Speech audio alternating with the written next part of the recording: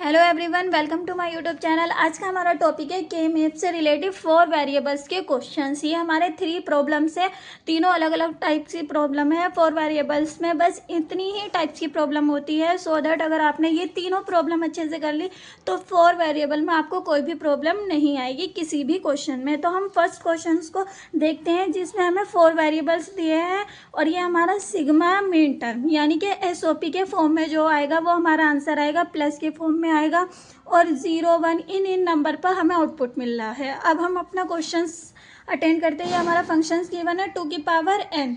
इससे हमें पता चलता है शैल कितने बनानी है, तो 2 की पावर 4 क्यों है? क्योंकि हमारे पास 4 वेरिएबल्स हैं ए बी सी डी। अब यहाँ पर हमें पता चल गया 16 शैल बनानी है। 2 को हम 4 बार लिखेंगे तो 16 आएगा।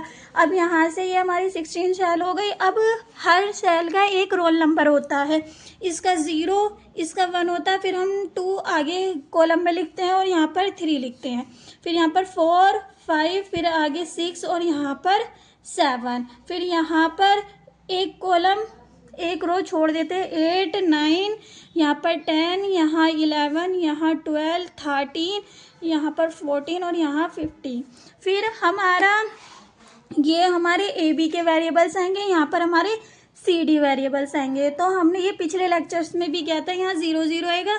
फिर हम राइट हैंड का एक नंबर चेंज करते हैं, बिकॉज जो हमारा के मैप है वो ग्रे कोड में लिखा जाता है, यूनिट डिस्टेंस भी कहते हैं, जिसको एक बार में एक ही वेरिएबल चेंज होता है। तो ये 0 1 है, राइट हैंड का चेंज करो 0 0 0 1 हो जाएगा। फिर लेफ्ट हैंड का चेंज करो 1 तो एज इट इज़ रहेगा, 0 1 में चेंज हो जाएगा। फिर से राइट हैंड का चेंज करो तो 1 तो हमारा एज इट इज़ ये वाला और यहाँ पर ये 0 में चेंज हो जाएगा। सिमिलरली यहाँ पर भी एज इट इज़ उतारना है। ये ए बी है 0 0, फिर 0 1, यहाँ पर फिर से चेंज होएगा 1 1 और यहाँ पर 1 0। अब यहाँ से हम जो 0 है ये हमारा एसओपी के फॉर्म में है, तो कॉम्प्लीमेंट को हम 0 से दिखाते हैं और जो हमारा वेरिएबल होता है वो 1 से दिखाते हैं। तो ये दोनों 0 0 है यानी कि सी डी के फंक्शन है, दोनों कॉम्प्लीमेंट आएंगे। ये हमारा 0 है यानी कि C complement D as it is, यहाँ पर दोनों ही 1 है यानी कि दोनों ही वेरिएबल आएंगे। यहाँ पर सी हमारा 1 है यानी कि वेरिएबल आएगा और 0 डी यानी कि कॉम्प्लीमेंट आएगा। एज इट इज़ यहाँ पे लिख लेंगे। ये हमारी ए बी की लाइन है, तो यहाँ पर ए बार बी को 0 0 है, यहाँ पर ए बार ये बी 1 कॉम्प्लीमेंट 1 वेरिएबल होता है, यहाँ पर दोनों वेरिएबल आएंगे और यहाँ पर फर्स्ट हमारा वेरिएबल आएगा, दूसरा हमारा कॉम्प्लीमेंट आएगा। ये हमने चाहे तो आप दोनों में से एक कर सकते हो, बिकॉज क्वेश्चन में हमें वेरिएबल की फॉर्म में भी दे देता है और मीन टर्म मैक्स टर्म की भी, तो आपको दोनों ही समझ में आनी चाहिए कि कैसे लिखे गए हैं।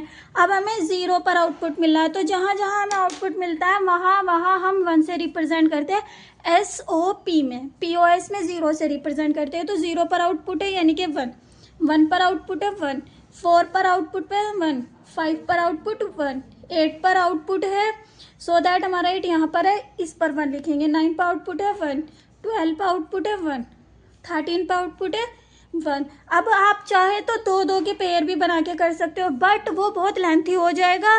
कि मैं बना ही इसीलिए है कि हम उसे शॉर्ट में कर सके। जितना बड़ा ग्रुप होता है, हमने जब रूल्स किए थे के मैप के उसमें भी पढ़ा था, जितना बड़ा ग्रुप होगा उतना ही हमारे लिए अच्छा होता है, सो दैट हम पूरा एक ही ग्रुप बनाएंगे। ये हमारा ऑक्टा ग्रुप है, 8 का बना है। अब इसको करने के 2 तरीके हैं। सबसे पहले हम इजी तरीका देखते हैं। इस 1 के लिए ए बार बी बार, इस 1 के लिए ए बार बी बार सेम आ रहा दोनों के लिए, बट इसके पूरे ग्रुप के लिए क्या वैल्यू सेम आ रही, इसके लिए चेंज हो रही, इसके लिए भी चेंज हो रही, इसके लिए भी, इसके लिए भी, सो दैट इसको हम नहीं लिखेंगे। जो वेरिएबल चेंज होते हैं उनको हम नहीं लिखते हैं। अब हम ऊपर देखते हैं। ऊपर वाले 1 के लिए सी, यहाँ पर 1 के लिए सी बार, यहाँ पर 1 के लिए सी बार, इस 1 के लिए डी बार, इस वाले 1 के लिए डी, यानी कि चेंज हो रही है। क्या चेंज नहीं हो रहा? सी बार चेंज नहीं हो रहा, तो इसका आंसर हमारा सी बार है यानी कि सी कॉम्प्लीमेंट्री है। ये हमारा इसका आंसर हो गया है। बिकॉज पहला आप देखो हमारा जो ग्रुप है किधर की साइड को लंबा हो रहा है, तो इधर की साइड हो रहा है, और फिर इसमें नो चेंज क्या है, ये डी बार ये डी, यानी कि ये तो चेंज हो रहा है। क्या चेंज नहीं हो रहा? सी कॉम्प्लीमेंट, तो यही हमारा आंसर होगा। अब हम इसको सेकंड तरीके से करते हैं। ए बी सी डी, ए की पेयर बनना है तो पेयर 1 लिख लिया, ए बी सी डी हमारे वेरिएबल है। अब हम फर्स्ट 1 के लिए क्या आया, 0 0 0 0, so that A B 0 0 C D 0 0। Second one के लिए 0 0 0 1, थर्ड वन के लिए 0 1 0 0, फोर्थ वन के लिए 0 1 0 1, फिफ्थ वन के लिए 1 1 0 0, सिक्स्थ वन के लिए 1 1 0 1, सेवन्थ वन के लिए 1 0 और 0 0, एट्थ वन के लिए 1 0 0 1 1 0 0 1। अब अगर 0 और 1 बराबर हो तो वो कट जाएगा, जैसे कि फर्स्ट रो हमारी कट रही है क्योंकि 4 1 है, 4 ही 0 है। सेकेंड रो में भी हमारे 4 1 4 0, ये भी कट रही। लास्ट वाली में भी हमारे 4 0 4 1 है, तो 0 और 1 कट जाते हैं, बस हमारा सी बचा और 0 है यानी कि कॉम्प्लीमेंट आएगा, तो सी कॉम्प्लीमेंट हमारा आंसर है। आप चाहे तो इस तरीके से करो, चाहे इस तरीके से, दोनों पर सेम ही आंसर आएगा। नेक्स्ट क्वेश्चन है हमारा जिसमें हमें इक्वेशन के फॉर्म में दिया हुआ है। ये हमने के मैप का अरेंजमेंट लिख लिया है। अब हम देखते हैं हमें आउटपुट कहाँ कहाँ मिल रहा है। A B bar C bar D bar, C bar D bar यहाँ है, ए बी बार यहाँ है, तो यहाँ लिख देंगे ए बार बी यहाँ है, और सी बार डी यहाँ है, यानी कि यहाँ पर आएगा हमारा। थर्ड है हमारा ए बार बी बार यहाँ है, सी बार डी ये हमारा यहाँ पर है। ए बार बी बार यही है, सी डी हमारा यहाँ पर है, यहाँ आएगा। नेक्स्ट हमारी ए बार बी हमारी ये है, और सी डी हमारी ये है। सो दैट इसको और इसको पीछे बढ़ाओ, जहाँ पर लाइन मिल जाएगी वहीं पर हमारा आउटपुट होगा। ए बी बार हमारा ये है, सी बार डी यानी कि यहाँ। अब इसकी ग्रुपिंग करो। सबसे पहले हम इसकी ग्रुपिंग करेंगे क्योंकि दो ही मिल रहे हैं। अगर हमारा एक वेरिएबल यहाँ और यहाँ होता तो भी ग्रुपिंग हो जाती। फिर हमारी ये 4 वेरिएबल है, तो यहाँ हमें क्वाड का ग्रुप बनाना है। अब हमारे 2 पेयर बने हैं, पहले इनको सिंपली सॉल्व करते हैं कि आप कैसे करोगे। इस वाले वन के लिए ए बी बार, इस वाले वन के लिए भी ए बी बार, बट इस ग्रुप के लिए ये वैल्यू और ये वैल्यू दोनों अलग आ रही है। देखो सी बार डी बार, ये सी बार डी बार, तो सेम वैल्यू क्या है इस ग्रुप के लिए, सी बार, और यहाँ पे भी सी बार। डी तो चेंज हो रहा है, सी बार नहीं चेंज हो रहा, तो फर्स्ट ग्रुप का आंसर आएगा ए बी बार और सी बार। क्यों आया, क्योंकि ये वैल्यू तो नो चेंज है, और इसमें क्या नो चेंज है, सी बार नो चेंज है। अब इसको हम नंबरों से देखते हैं। पेयर फर्स्ट हमारा यहाँ है, तो फर्स्ट के नंबर क्या है 1 0, और यहाँ से 0 0, फिर यहाँ से लिखेंगे सेकंड का 1 0, और यहाँ से 0 1। अब यहाँ से क्या कटेगा, सेम 1 1 कट जाएंगे, तो बस यही आया। 1 है तो वेरिएबल लिखा जाएगा, 0 है तो कॉम्प्लीमेंट लिखा जाएगा। यही हमारा इससे आया और यही इससे आया। तो आप सीधे देख सकते हो, जो नो चेंज है उसको हम लिखते हैं और जो चेंज होता है उसको नहीं लिखता। अब हम इसमें देखते हैं, इसमें हम पूरे ग्रुप में देखेंगे तो ए नो चेंज हो रहा है, बी तो चेंज हो रहा है, बी बार से बी, लेकिन ए नो चेंज है, यानी कि ए तो एक तो आंसर होगा हमारा ए बार। और SOP है यानी कि ग्रुपिंग मल्टीप्लाई में होगी, लेकिन अलग अलग ग्रुप जो होते हैं वो ऐड होते हैं। पेयर फर्स्ट, पेयर सेकंड, जितने भी पेयर होते हैं वो ऐड होते हैं, बट पेयर की जितनी भी वैल्यू होती है वो मल्टीप्लाई में लिखी जाती है। तो ए बार तो नो चेंज है। अब इसमें क्या नो चेंज है, ये दोनों वेरिएबल्स में सी से सी बार हो रहा है, पर डी है, तो यहाँ से ए बार डी आएगा सेकेंड ग्रुप का। अब इसमें वेरिएबल से देखते हैं हम। फर्स्ट ग्रुप का फर्स्ट वन क्या देता है, 0 0 0 1, तो 0 0 0 1। सेकेंड वन देता है 0 0 1 1 0 0 1 1। थर्ड वन देता है 0 1 0 1, तो 0 1 और 0 1। फोर्थ वन देता है हमारा 0 1 1 1, तो 0 1 1 1। अब बराबर 0 बराबर 1 कर जाएंगे, तो यहाँ 2 0 2 1 2 0 2 1 बचा क्या 8। 0 है तो कॉम्प्लीमेंट, डी हमारा वेरिएबल है एज इट इज।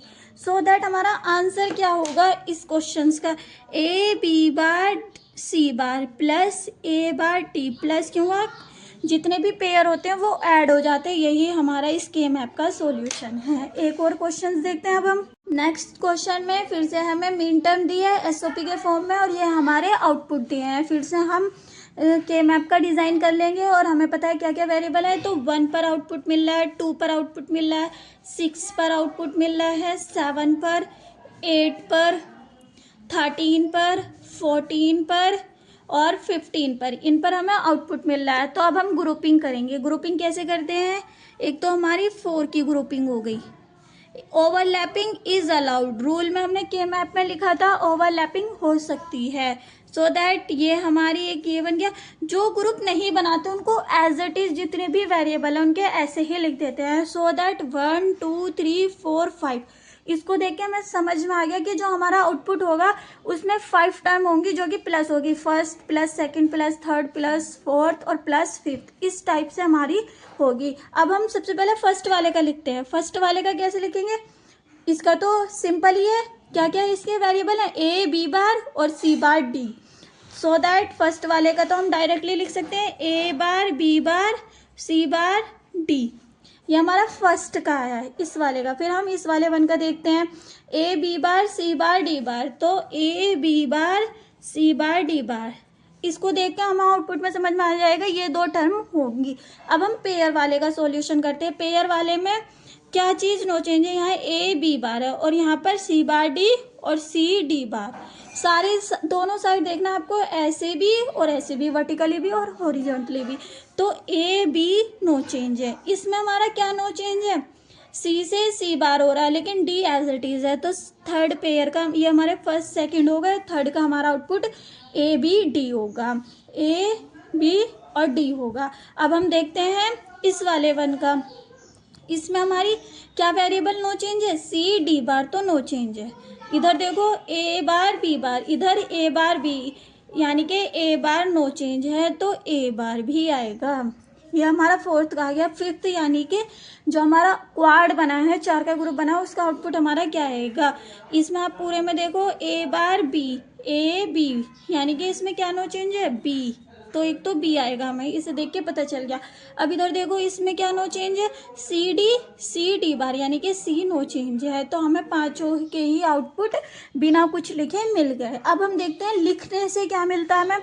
फर्स्ट के हमने लिख लिया 0 0 0 1, फर्स्ट में हमें यही मिलना है 0 0 0 1, सेकेंड में हमें 1 0 0 0, तो 1 0 0 0। थर्ड पेयर में हमें क्या मिलना है, थर्ड पेयर हमारा ये है 0 0 1 0 0 0 1 0, सेकेंड 0 0 1 0, यानी कि इसका पूरे पेयर का लिख लिया। फिर इसका लिखेंगे 1 1 0 1, सेकेंड वन का 1 1 1 1। फिर यहाँ से फिफ्थ जो हमारा क्वाड बना उसके क्या आएंगे, ये उसके हमारे कॉम्प्लीमेंट यानी कि उसके वेरिएबल्स आएंगे। अब यहाँ से हमारा पेयर नहीं बनना, कुछ भी नहीं कट रहा, तो ये हमारा ए बी सी डी को रिप्रेजेंट करता है, इसको एज इट इज लिख देंगे। ये हमारा आया ए बार B bar C bar D, और यही हमारा फर्स्ट इसमें आया था। फिर सेकंड वाले का हमारा आएगा, ये क्या है, A B bar C bar D बार, यानी कि सेकंड ये होगा। इनको हम ऐड करते चलेंगे, थर्ड का हमारा ये कट जाएगा और ये नहीं कटेंगे, तो ये आ जाएगा ए बार सी डी बार, ए बार सी डी बार, ए बार सी डी बार, यही हमारा आया था। फिर यहाँ से ये कट जाएगा, ये नहीं कटेगा, तो A B D, A B D, यही हमारा उससे आया था। अब यहाँ पर ये भी कट जाएगा और ये भी कट जाएगा, बचेगा क्या, बी सी। सो दैट चारों टर्म को अब हम ऐड कर देंगे और हमारा आंसर आ जाएगा, यानी कि बीच में इनके ऐसी इस टाइप से प्लस लग जाएगा। एक वेरिएबल हमारा ये रहा, सेकंड ये रहा, थर्ड ये रहा, फोर्थ ये रहा और फिफ्थ ये रहा। आई होप आपको तीनों ही क्वेश्चन समझ में आए होंगे। आप ये क्वेश्चन ट्राई कर सकते हो। आज की वीडियो में इतना ही। नेक्स्ट वीडियो में हम के मैप के POS के क्वेश्चंस करेंगे।